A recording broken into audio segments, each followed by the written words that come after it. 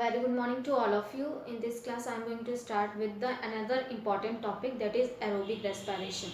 तो ये पार्ट है एनारोबिक रेस्पिरेशन और सिंपली रेस्पिरेशन को डिवाइड किया गया है in two parts, anaerobic respiration and aerobic respiration. Anaerobic respiration which take place in cytoplasm in the absence of oxygen molecule, और यहाँ पे जो एन एरोबिक रेस्पिरेशन है सिंपली उसे डिनोट किया गया है by the glycolysis process. That means कि लिसिस ऑफ ग्लूकोज का ब्रेकडाउन और जो फॉर्मेशन है ग्लूकोज को कन्वर्ट कर दिया जाता है in two molecule of pyruvic acid which contain 3 carbon. Now start करते हैं एरोबिक रेस्पिरेशन. फर्स्ट यहाँ पे रेस्पिरेशन में ग्लाइकोलिसिस कंप्लीट हो गया है और जो नेट गेन था ग्लाइकोलिसिस प्रोसेस का 2 ATP कंसीडर एज 2 ATP. तो यहाँ पे ग्लाइकोलिसिस प्रोसेस के बाद फाइनली 2 पायरुविक एसिड सिंथेसाइज कर लिया जाता है और 2 pyruvic acid undergoes in aerobic respiration. Now start करते हैं respiration. First step was anaerobic respiration.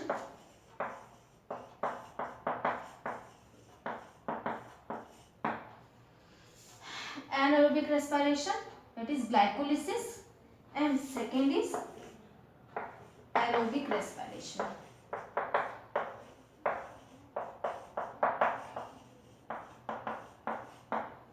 Aerobic respiration. Now anaerobic respiration में जो ग्लाइकोलिसिस प्रोसेस हो रहा था, ग्लाइकोलिसिस प्रोसेस में ग्लूकोज को कन्वर्ट कर दिया जा रहा था इन 2 molecule of pyruvic acid. Glucose is converted into 2 molecule of pyruvic acid.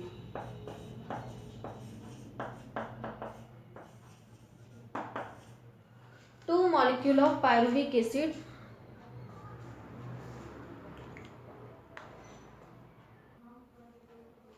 glucose is converted into 2 molecule of pyruvic acid.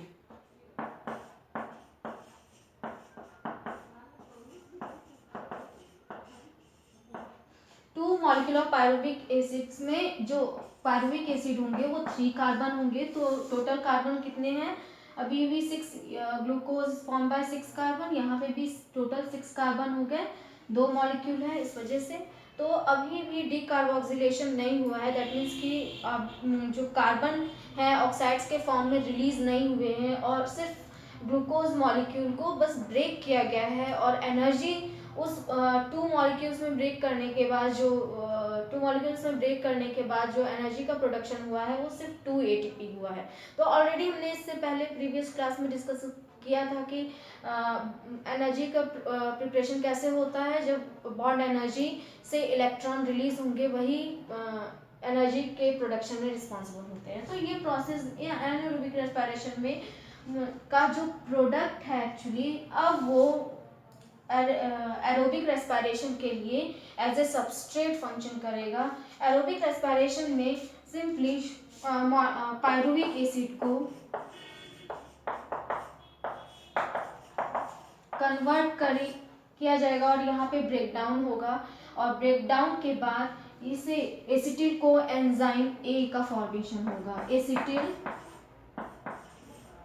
को एंजाइम ए का फॉर्मेशन होगा और एसिटिल कोएंजाइम ए के फॉर्मेशन के बाद अब यहाँ पे पायरुविक एसिड में 3 कार्बन है, यहाँ पे 2 कार्बन है. दैट मीन्स कि क्या होगा कि दोनों पायरुविक एसिड दो मॉलिक्यूल हैं हियर. तो यहाँ पे भी both the molecule are undergoes in acetyl coenzyme A formation of undergoes in aerobic respiration और एरोबिक रेस्पिरेशन में इनका फॉर्मेशन होगा. ना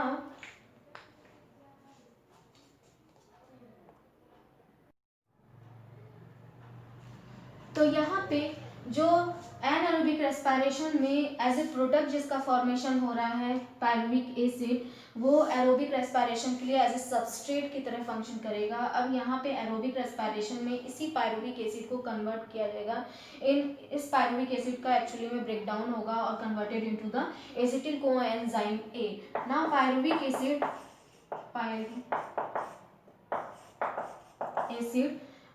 कार्बन नंबर इज 3 कार्बन है यहाँ पे, और जैसे कि 2 मॉलिक्यूल ऑफ पायरुविक एसिड बनते हैं तो यहाँ पे भी दोनों ही मॉलिक्यूल का एक एक करके ब्रेक डाउन होगा। पायरुविक एसिड जो दोनों मॉलिक्यूल हैं वो एक एक करके इस एरोबिक रेस्पिरेशन में जाएंगे और finally pyruvic acid is converted into the acetyl coenzyme ए।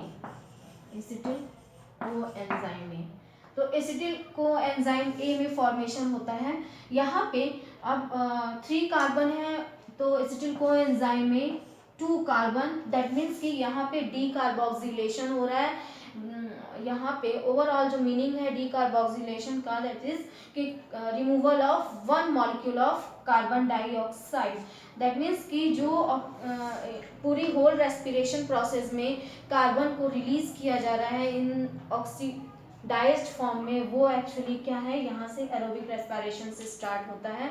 और एरोबिक रेस्पिरेशन में पायरुविक एसिड, क्योंकि ये anaerobic respiration takes place in cytoplasm where 2 molecule of pyruvic acid transported in the mitochondria mitochondrial matrix. Now aerobic respiration क्यों बोला जा रहा है, क्योंकि जो माइटोकॉन्ड्रिया में है, माइटोकॉन्ड्रिया में जब ट्रांसफर कर दिया जाएगा तो वहाँ पे ऑक्सीजन मॉलिक्यूल के प्रेजेंस में इनका ऑक्सीडेशन होता है। जितने भी कार्बन हैं उनका धीरे धीरे रिलीज कर दिया जाएगा एक एक को ऑक्सीडाइज करके। तो स्टार्टिंग हो गई है ऑक्सीडेशन प्रोसेस की एरोबिक रेस्पिरेशन के थ्रू, क्योंकि अभी तक जितने भी एनारोबिक रेस्पिरेशन में हमने ग्लाइकोलिसिस डिस्कस किया, वहाँ पे कार्बन मॉलिक्यूल रिलीज नहीं हुए थे और डीकार्बोक्सिलेशन प्रोसेस नहीं हुआ। दैट मीन्स कि किसी भी कार्बन का ऑक्सीडाइज फॉर्म नहीं बनाया गया और नहीं रिलीज किया गया, सिंपली सिर्फ ग्लूकोज को ब्रेक किया गया। नाउ पायरुविक एसिड जब एरोबिक रेस्पिरेशन में जाएंगे इन माइटोकॉन्ड्रिया, तो ये माइटोकॉन्ड्रिया में pyruvic acid converted into acetyl coenzyme है। नाउ यहाँ पे 2 प्रोसेस होगी। सबसे पहले 3 कार्बन से 2 कार्बन मॉलिक्यूल की सिंथेसिस हो रही है। दैट मीन्स कि यहाँ पे जो 1 कार्बन डाइऑक्साइड मॉलिक्यूल का डीकार्बोक्सिलेशन हो रहा है।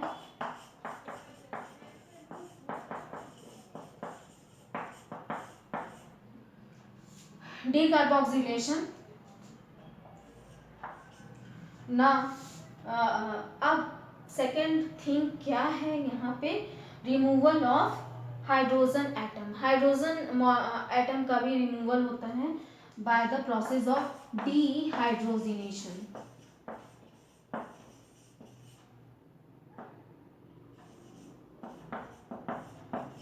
और एंजाइम कौन कौन से होंगे, डीकार्बोक्सिलेज एंजाइम और dehydrogenase enzyme.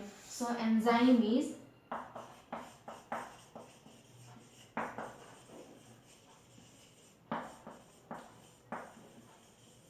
decarboxylase enzyme and dehydrogenase enzyme. Here is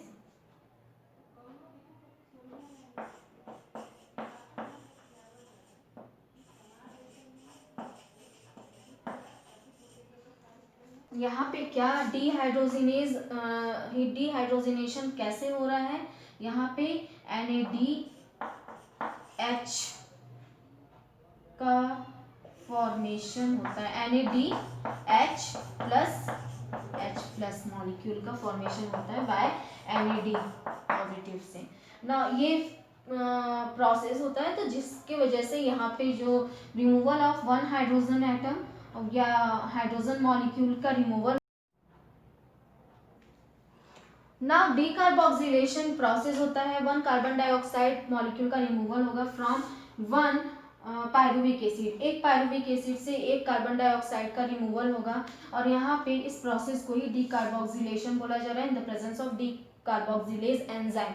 now second oxidation process होता है, 1 कार्बन डाइऑक्साइड मॉलिक्यूल का रिमूवल होगा फ्रॉम 1 पायरुविक एसिड, एक पायरुविक एसिड से एक कार्बन डाइऑक्साइड का रिमूवल होगा और यहाँ पे इस प्रोसेस को ही डीकार्बोक्सिलेशन बोला जा रहा है in the presence of decarboxylase enzyme. Now second is the dehydrogenation process और डिहाइड्रोजिनेशन स्टेप और इस इन विच NADH plus S synthesized from the NAD plus। तो NAD plus से NADH plus H plus synthesize की सिंथेसिस होती है और इसी प्रोसेस को डिहाइड्रोजिनेशन बोला जा रहा है, dehydrogenation that is removal of proton और हाइड्रोजन। एक हाइड्रोजन एटम और प्रोटॉन का रिमूवल हो रहा है तो इस वजह से डिहाइड्रोजिनेशन इस प्रोसेस को कहा जा रहा है in the presence of enzyme dehydrogenase.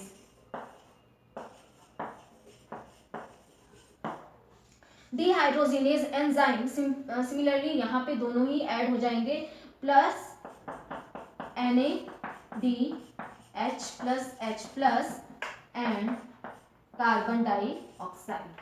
सो यहाँ पे अगर हम देखें तो कितने मॉलिक्यूल ग्लाइकोलिसिस में फॉर्म हुए थे पायरुविक एसिड के, 2 मॉलिक्यूल सिंथेसाइज हुए थे पायरुविक एसिड के। तो यहाँ पे दोनों ही पायरुविक एसिड जाएंगे इसी प्रोसेस में, एसिटिल ए कोएंजाइम ए का फॉर्मेशन होगा। देन एसिटिल कोएंजाइम ए कितने बनेंगे, 2 number of acetyl coenzyme A. Again NADH plus H plus कितने होंगे यहाँ पे 2, क्योंकि एक बार में एक NADH, एक बार हाइड्रोजनेशन हो रहा है, एक हाइड्रोजन मॉलिक्यूल का रिमूवल हो रहा है। देन यहाँ पे कार्बन को भी ऑक्सीडाइज फॉर्म में रिलीज कर दिया जा रहा है तो अगेन यहाँ पे 2 molecule of carbon dioxide release हो रहे हैं। तो अगर हम टोटल कैलकुलेट करें तो यहाँ पे ग्लूकोज में भी 6 कार्बन थे, ब्रेक जब किया गया तो यहाँ पे भी 6 कार्बन में सिर्फ ब्रेक डाउन हुआ ग्लूकोज का इन 2 पार्ट पायरुविक एसिड में, तो ओवरऑल 6 कार्बन है। अभी तक एक भी कार्बन को रिलीज नहीं किया गया था इन द ऑक्सीडाइज फॉर्म में। लेकिन एरोबिक रेस्पिरेशन में क्या किया जा रहा है, एक कार्बोक्सिलेशन प्रोसेस हो रहा है और कार्बोक्सिलेशन प्रोसेस के थ्रू 6 कार्बन में से टोटल 6 कार्बन में से 2 कार्बन अगर रिलीज हो जा रहा है तो रेस्ट हमारे 4 कार्बन अभी और बचे हैं जिन्हें रिलीज किया जाएगा इन the form of carbon dioxide और कार्बन डाइऑक्साइड के फॉर्म में रिलीज कर दिया जाएगा। नाउ इस प्रोसेस में डीकार्बोक्सिलेशन डिहाइड्रोजिनेशन दोनों ही प्रोसेस हो रहा है और ये दोनों प्रोसेस कैसे जनरली यहाँ पे दोनों ही जितने भी रिएक्शन होंगे तो दोनों ही प्रोसेस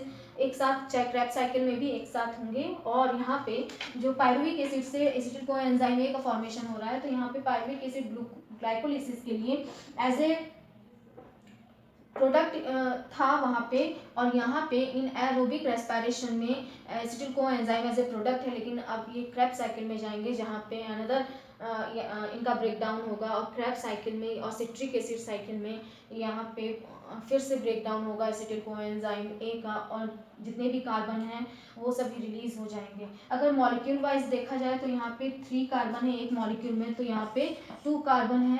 तो अभी एक मॉलिक्यूल में एसिटिल कोएंजाइम में हमें 2 कार्बन रिलीज करने हैं। दैट मीन्स कि हमें 2 मॉलिक्यूल हैं तो 2 बार क्रेब्स साइकिल रन करनी पड़ेगी, तो total number of 4 carbon release हो जाएंगे in the form of carbon dioxide. Now start करते हैं क्रेब्स साइकिल से। नाउ एनारोबिक रेस्पिरेशन के बाद aerobic respiration, then aerobic respiration में दो प्रोसेस हो रहे थे जनरली। तो formation of acetyl coenzyme and second is Krebs cycle. ना फॉर्मेशन ऑफ एसिटिल कोएंजाइम तो हो गया है, second is Krebs cycle. Krebs cycle में कैसे पूरी प्रोसेस होगी, तो हमें एसिटिल कोएंजाइम ए ऑलरेडी मिल चुका है जिससे माइटोकॉन्ड्रियल मैट्रिक्स में यहाँ पे फॉर्म हो गया। नाउ माइटोकॉन्ड्रियल मैट्रिक्स में ही ये एसिटिल कोएंजाइम में फिर से ये क्रेब्स साइकिल में जाते हैं और इनका फिर से ऑक्सीडेशन होता है। जो अभी भी एसिटिल कोएंजाइम में 2 कार्बन है, धीरे धीरे दोनों ही कार्बन रिलीज हो जाएंगे और कंप्लीट ऑक्सीडेशन हो जाएगा ग्लूकोज मॉलिक्यूल का। और जितने भी कंप्लीट ऑक्सीडेशन होने के बाद जितने भी बॉन्ड ब्रेक हो रहे हैं, दैट इज कि कार्बन बॉन्ड ब्रेक हो रहे हैं और वहाँ से 2 इलेक्ट्रॉन रिलीज हो रहे हैं, फाइनली उन सभी को इलेक्ट्रॉन ट्रांसपोर्ट सिस्टम में ट्रांसपोर्ट कर दिया जाएगा ना। एसिटिल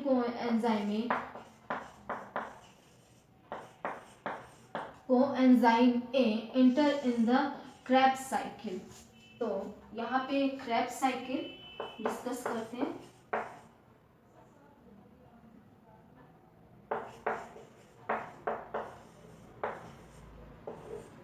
क्रेब्स साइकिल में एसिटिल को एंजाइम में पार्टिसिपेट करते हैं क्रेब्स साइकिल में, और क्रेब्स साइकिल में एंटर जब करेंगे तो सबसे पहले इन्हें रिसीव करने के लिए कौन आएंगे, यहाँ पे 2 कार्बन मॉलिक्यूल हैं, 2 कार्बन मॉलिक्यूल हैं, लेकिन जो कार्बन डाइऑक्साइड रिलीज करना है और ब्रेक डाउन करना है कार्बन कार्बन बॉन्ड को इसी एसिटिल को एंजाइम से ब्रेक करना है। तो सबसे पहले जो आएगा वो है ऑक्जेलो एसिटिक एसिड। तो oxaloacetic acid,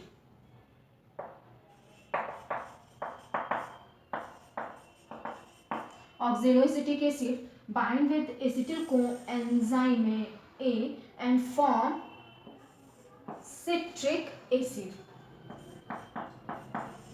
Citric acid. So citric acid की वजह से इससे citric acid का फॉर्मेशन होता है। फर्स्ट जो प्रोडक्ट है क्रेब्स साइकिल में, फर्स्ट प्रोडक्ट सिट्रिक एसिड है। इस वजह से यहाँ पे इस साइकिल को, क्रेब्स साइकिल को सिट्रिक एसिड साइकिल भी बोला जाता है।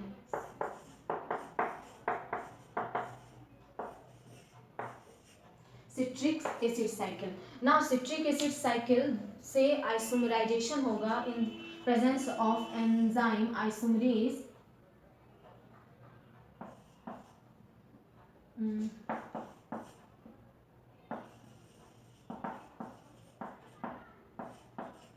in the presence of enzyme isomerase citric acid cycle बोला जाता है। सिट्रिक एसिड के फॉर्मेशन के बाद इन the presence of isomerase isocitric acid का फॉर्मेशन होगा। आइसोसिट्रिक एसिड का फॉर्मेशन होगा। देन आइसोसिट्रिक एसिड के बाद alpha ketoglutaric acid, isocitric acid के बाद अल्फा कीटोग्लूटेरिक एसिड का फॉर्मेशन यहाँ पे होगा। Alpha ketoglutaric acid, alpha ketoglutaric acid का फॉर्मेशन होगा। देन यहाँ पे इसके कन्वर्जन में क्या होगा, ओवरऑल कार्बन एटम देख लेते हैं। एसिटिल को एंजाइम ए में 2 कार्बन मॉलिक्यूल हैं, 2 कार्बन एटम है। यहाँ पे ऑक्जेलो एसिटिक एसिड में 4 कार्बन एटम है, that is 4 carbon containing molecule.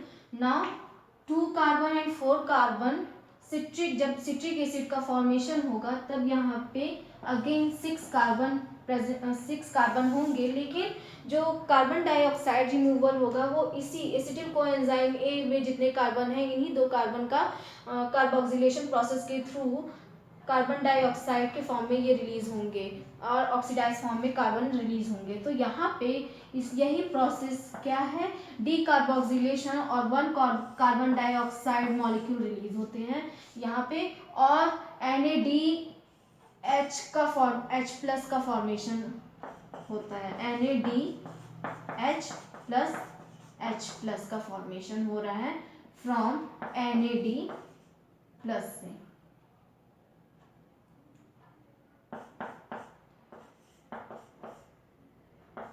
NAD plus से ना दोनों ही प्रोसेस क्या होगा, डिहाइड्रोजिनेशन एंड डीकार्बोक्सिलेशन। अगेन यहाँ पे डीकार्बोक्सिलेशन एंड डिहाइड्रोजिनेशन।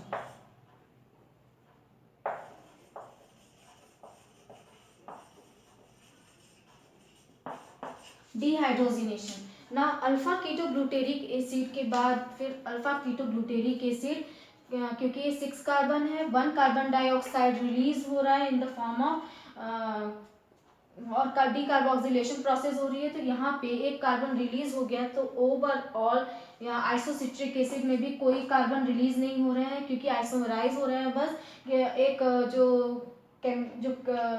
ओरिएंटेशन है डिफरेंट एटम का वो बस ओरिएंटेशन चेंज हो रहा है यहाँ पे।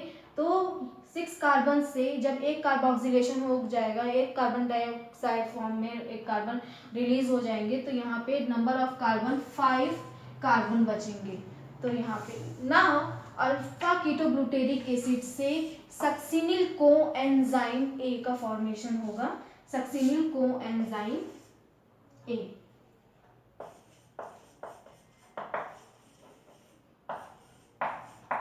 सक्सिनिल कोएंजाइम ए का फॉर्मेशन होगा। अगेन यहाँ पे डी कार्बोक्सिलेशन और डीहाइड्रोजिनेशन दोनों ही प्रोसेस होगी। तो removal of carbon dioxide which is D carboxylation and formation of NAD plus H plus का फॉर्मेशन होगा, NADH प्लस और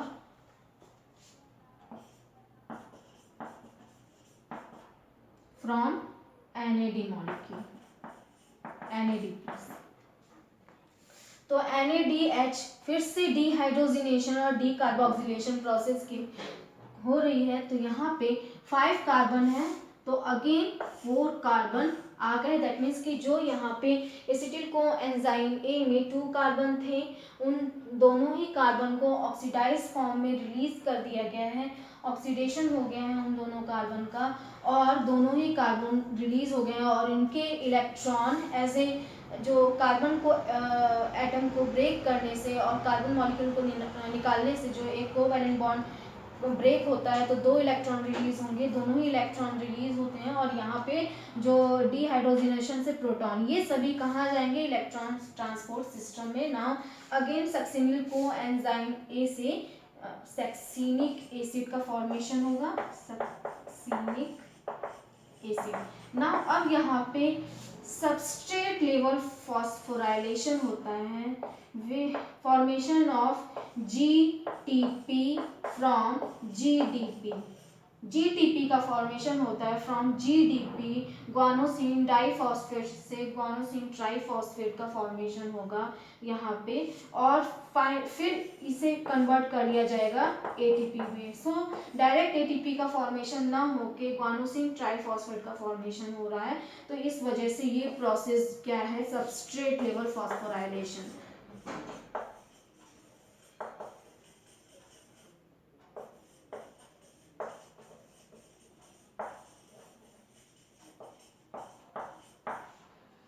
सबस्ट्रेट लेवल फॉस्फोराइलेशन। ना सक्सिनिक एसिड के बाद जो फॉर्म होगा, formation of malic acid, maleic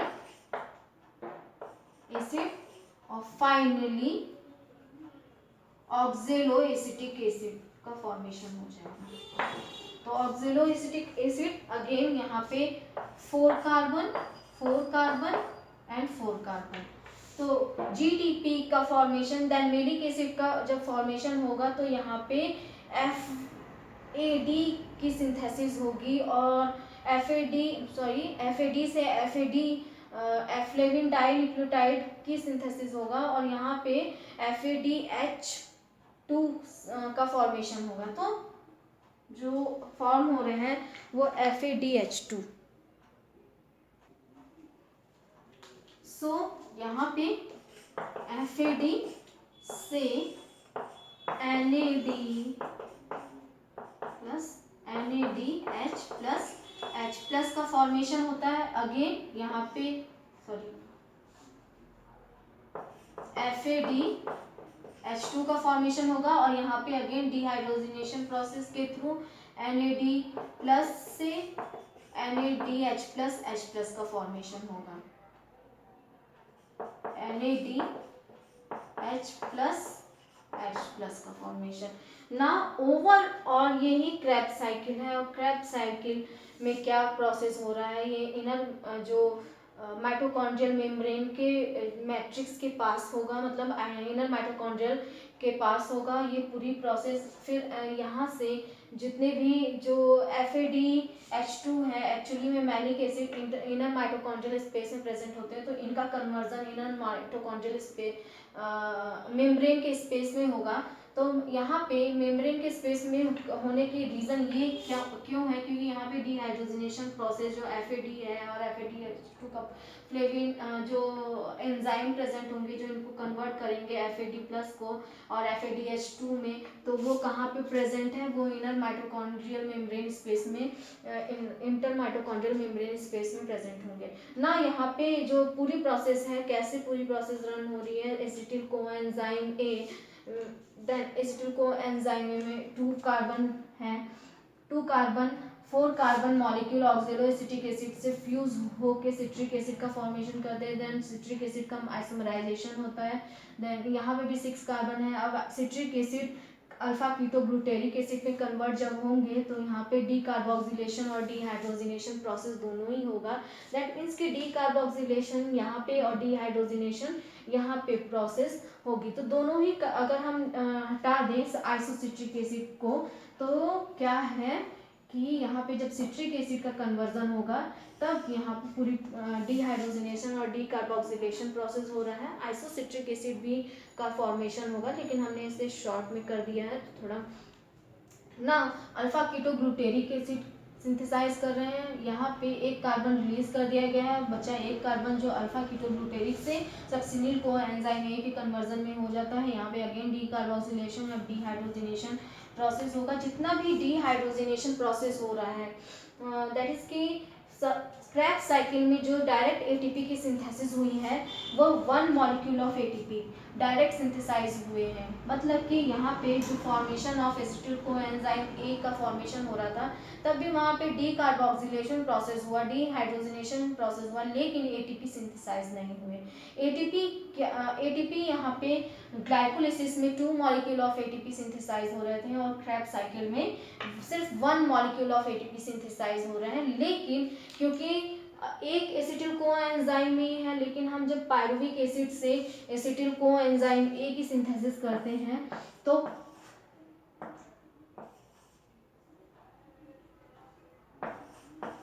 pyruvic acid से acetyl coenzyme ए की सिंथेसिस में ये 2 मॉलिक्यूल ऑफ पायरुविक एसिड रहते हैं, तो अगेन यहाँ पे 2 मॉलिक्यूल ऑफ एसिटिल कोएंजाइम ए, तो 2 बार ये क्रैब साइकिल रन होगी, या ट्राई कार्बोक्सिलिक एसिड साइकिल और सिट्रिक एसिड साइकिल, ये सभी एक ही नाम है। तो यहाँ पे 2 बार साइकिल रन होगी तो टोटल नंबर ऑफ कितने कार्बन डाइऑक्साइड रिलीज हो रहे हैं, क्योंकि एक एसिटिल कोएंजाइम ए के पास 2 कार्बन है तो दोनों कार्बन यहाँ से रिलीज हुए, और दूसरे के पास फिर से 2 कार्बन, तो दोनों कार्बन यहाँ टोटल 4 कार्बन डाइऑक्साइड रिलीज हो जा रहे हैं यहाँ से। तो ग्लूकोज मॉलिक्यूल के पास कितने कार्बन थे, 6 कार्बन, 2 यहाँ से रिलीज हुए क्योंकि 2 पायरुविक एसिड है, यहाँ पे भी डी कार्बोक्सिलेशन प्रोसेस हो रहा था और कार्बन डाइऑक्साइड मॉलिक्यूल रिलीज हो रहे थे। तो 2 पायरुविक एसिड से 2 एसिटिल कोएंजाइम ए का फॉर्मेशन हो रहा है, तो अगेन 2 बार डी कार्बोक्सिलेशन होगा, 2 कार्बन डाइऑक्साइड रिलीज होंगे। हियर अगेन 2 बार साइकिल रन करेगी तो यहाँ पे भी again 2 carbon dioxide, 2 carbon dioxide here, और नंबर ऑफ जीटीपी 2 बार साइकिल रन होगा तो 2 जीटीपी मॉलिक्यूल की सिंथेसिस हो रही है।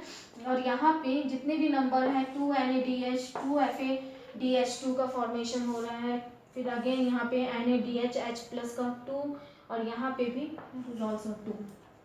तो जितने 2 बार साइकिल रन हो रही है तो ओवरऑल कितने हो गए, 2 कार्बन डाइऑक्साइड यहाँ पे 2 और 2 कार्बन डाइऑक्साइड, तो कितने कार्बन डाइऑक्साइड के फॉर्म में रिलीज हो रहे हैं कार्बन, 6 कार्बन डाइऑक्साइड रिलीज हो रहे हैं। दैट इज कि हमारा जो ग्लूकोज मॉलिक्यूल है C6H12 वो 6, उसके 6 कार्बन है तो 6 कार्बन का ऑक्सीडेशन प्रोसेस हो गया है और बॉन्ड ब्रेक के थ्रू इलेक्ट्रॉन्स को ट्रांसपोर्ट कर दिया जाएगा इन इलेक्ट्रॉन ट्रांसपोर्ट सिस्टम, और यहाँ से प्रोटॉन NADH और H प्लस के से भी प्रोटॉन ट्रांसफर होंगे, इलेक्ट्रॉन और प्रोटॉन दोनों ट्रांसफर होंगे इन इलेक्ट्रॉन ट्रांसपोर्ट सिस्टम।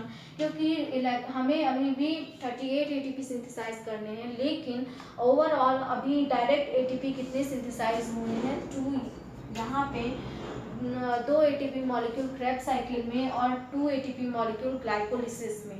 अब यहाँ पे कैसे इलेक्ट्रॉन को इलेक्ट्रॉन ट्रांसपोर्ट सिस्टम में भेजा जाएगा और कैसे 34 ATP की सिंथेसिस होती है, क्योंकि जो एटीपी सिंथेसाइज हो रहे हैं वो 2 एटीपी ग्लाइकोलिसिस से और 2 एटीपी क्रैब साइकिल से सिंथेसाइज हो रहे हैं। अभी भी हमें 34 एटीपी सिंथेसाइज करने हैं। वो कहाँ से फॉर्म होंगे? वो इसी से हाइड्रोजनेशन प्रोसेस जो हो रही है, Na प्रोटॉन रिलीज हो रहे हैं यहाँ पे, here is also proton release. तो ओवरऑल रिएक्शन में क्या प्रोसेस हो रहा है, कैसे ग्लूकोज मॉलिक्यूल से नंबर ऑफ NADH H+ का फॉर्मेशन हो रहा है,